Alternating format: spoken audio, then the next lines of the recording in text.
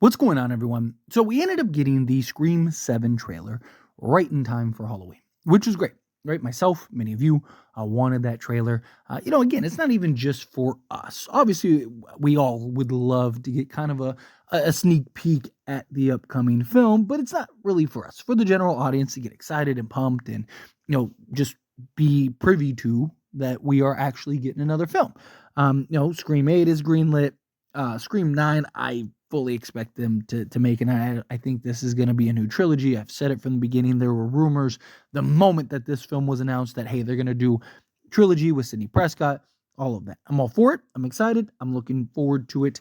But got to do right by this film, and you need this film to have success. Why I've talked about the marketing, and I've seen people be like, the Scream trailer's gotten 60 million views total, and you're worried about marketing. It's like, yes, of course, right? Like, again, how many of those people watched it across all platforms? How much, there's so many factors that go into it. And what's wrong with adding a little extra marketing? Well, it appears that this won't be the only Scream 7 trailer that we're getting. We are expected to get another one at some point, and could be soon. Could be like this month in a couple weeks. It wouldn't surprise me, right? They had the the trailer that we got, the 2 minutes and 25-second one, and then they also have a minute and 30-second one. So, couple things about that. One, do they actually release another full trailer, like that full minute and 30 seconds that was rated, that we know about? Or is it possible that they do what they did for Scream 5, which is essentially, because remember Scream 5, we had same thing. 2 were graded, and one of them they ended up breaking down into 15 little trailers, little teasers, right? But a couple things about that I want to talk about, right? One, this Scream trailer, this new one that's expected to come out, not rumored, it's confirmed, right? So we have that coming out at some point. Now, it's supposed to have new footage, which I'm all for, right? You don't want to give away too much of the meat and potatoes, but sure, right? A lot of it is probably going to be just kind of rehashed from the previous trailer, but you might get a couple new scenes. To me, it really just depends on what those scenes are, right? If it's something that's just, hey, here's a couple more just random shots, then fine. As long as they're not spoiling or ruining or taking away anything, right? This trailer that we got at least appears like it didn't necessarily spoil anything. Now, there's a couple things you can point to. I talked about, you look at, Grace, McKenna Grace, and her skirt, right? And how it's kind of like the blue plaid skirt. Is that something that actually, is a signal that she's Ghostface? Or is it just a misdirection, right? We'll see. We'll find out. So there are a couple things that definitely are, you could point to and go it's kind of interesting.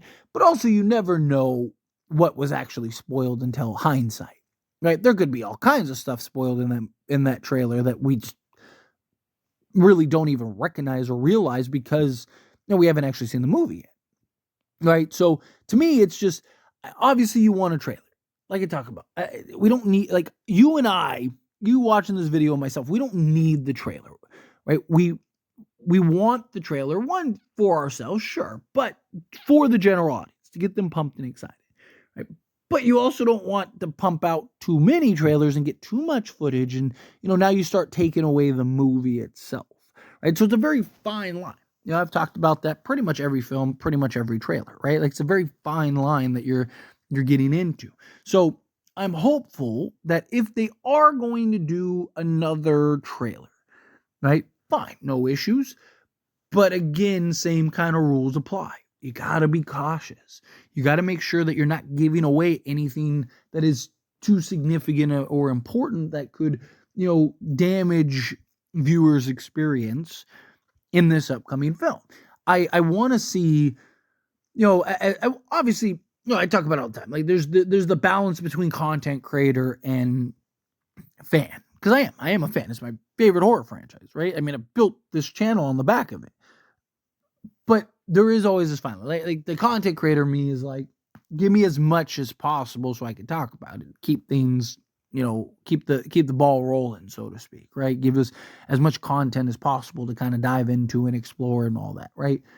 And then the fan in me is like, I don't want anything, right? Like the fan in me is like, I want to go into this as blind as possible. And as somebody that covers this, you learn pretty quickly. You got to kind of get past that. You're going to have a lot of things spoiled, whether you like it or not. So you kind of got to, expect it. Kind of comes with the territory, especially from trailers, stuff like that, because I got to watch the trailer, right? I got to watch it. I got to break it down, do all that stuff. But, I also, again, the fan in me kind of keeps me level-headed in the sense of like, an audience and viewers perspective, right? I want everybody that watches this, obviously, again, you want little hits of Gale and Sydney and Tatum, and you want like at least little kind of introductions to the various characters, and you want to see kind of quick glances of the returning characters, Chad and Mindy and stuff like that, right? Like you want to have, some type of introduction to the film, some type of entry point, but like I mentioned, you don't want to have this ruined. So look, I'd almost prefer them cut it down like they did with Scream 5. Because one, I thought that was pretty cool. I thought that was something that just gives you more kind of content out there, more opportunities for people to see and recognize and whatnot, right? Like, you kind of take that minute and 30-second trailer and you cut it down into, whatever, a handful, 5 different kind of whatever mounts out to 17-second trailers or whatever, right? Like, and then now you just kind of have these little hits, these little teasers that you could release one every week or every 2 weeks between now and the film, right? Like, or kind of break it down into it and then take all those little things and then put it into one trailer and then release the trailer. And it's just like, oh, you're just recycling footage, right? There's ways to kind of be creative.